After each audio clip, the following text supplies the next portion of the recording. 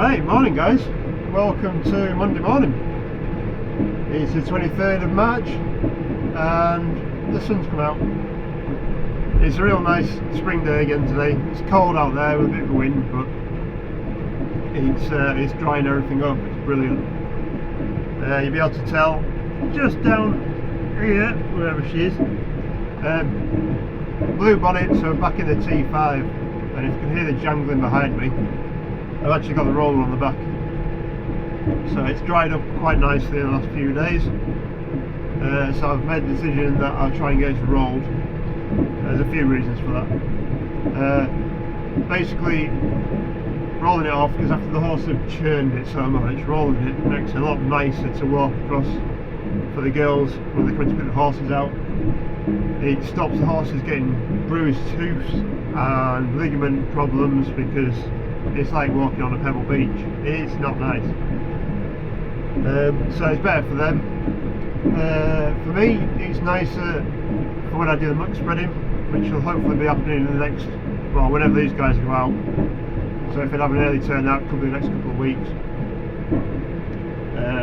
So there's ever be, for those that are lucky enough to have front suspension, well, I suppose I do on the MB, but that's not being worked here. Anybody who doesn't have front suspension will know that this will be as rough as a badger's ass, which is quite rough if you don't know. It's not pleasant, especially with the muck spreader. There's quite a lot of weight on a short axle, and it just bounces all over the tractor. So it's nicer for me doing that, and then the chain harrowing afterwards. It also pushes the sod down that's been lifted up by the horses. Now, coming from a landscaping background, I was always told that a golf club had 5 minutes for a sod to go back into its hole to survive. So after the golfer turns up, drops his ball and smacks it, that little divot that he takes out, from that time it leaves the ground to be put back in, needs to be back in 5 minutes. So that's kind of the idea here. I know it's been days for some of this being pulled out, but it just gives a better contact to the rest of the field, so when there is moisture in the field, they should hopefully get to these little sods sticking up. It also helps in the hay. It means that the mower isn't hitting lumps of soil and grass, which then doesn't end up in the hay, because you don't want to mix into the hay, because you'll tend sod into the hay and you'll bale the sod in the bale. What else is there? It also damages the grass slightly as well. So if you cut grass, it'll grow back stronger. Now the idea of the roller is you actually damage the leaf itself, but don't remove it, which basically makes it shoot out again and tiller out. Yeah, it's a lot better for the grass basically. It means the horses have still got something to eat while this is happening, but also tries to kick on the grass.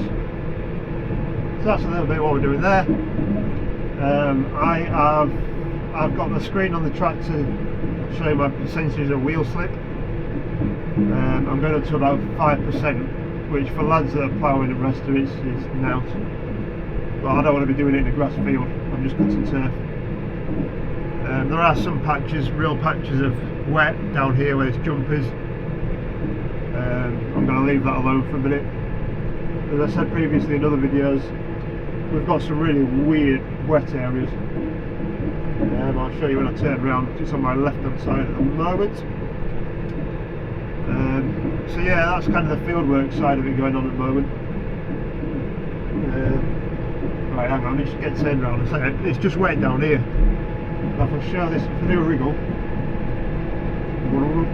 you might just be able to see right in front of us now, there's a patch of ground that I've not rolled over, like that kind of area right down, say halfway down field.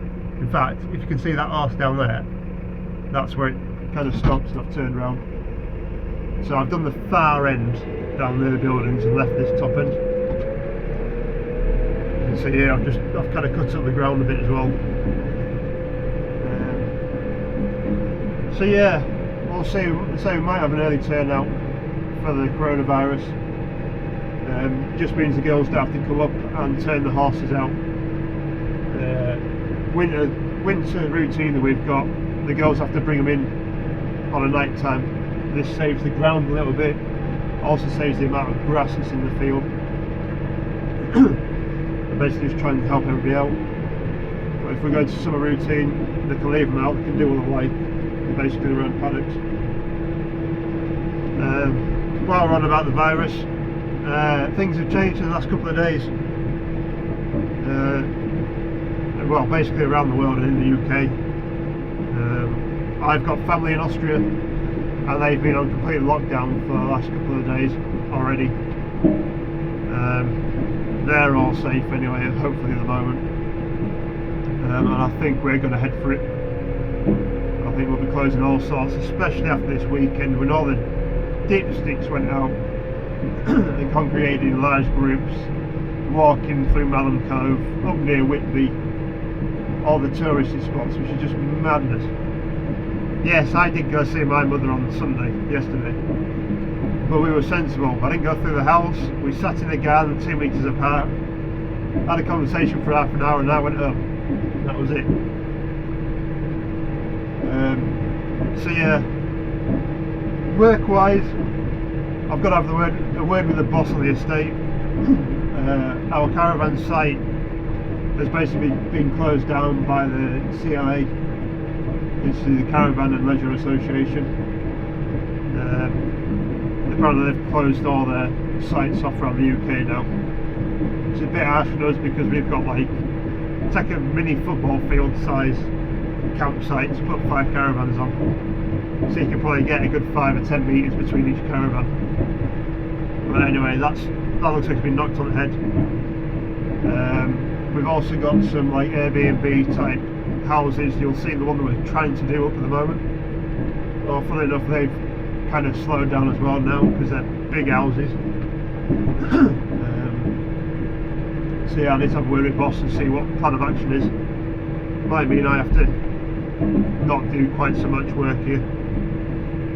Same with the tree work. To be honest, I've been having a few back problems in the last 6 months, and it's been getting worse.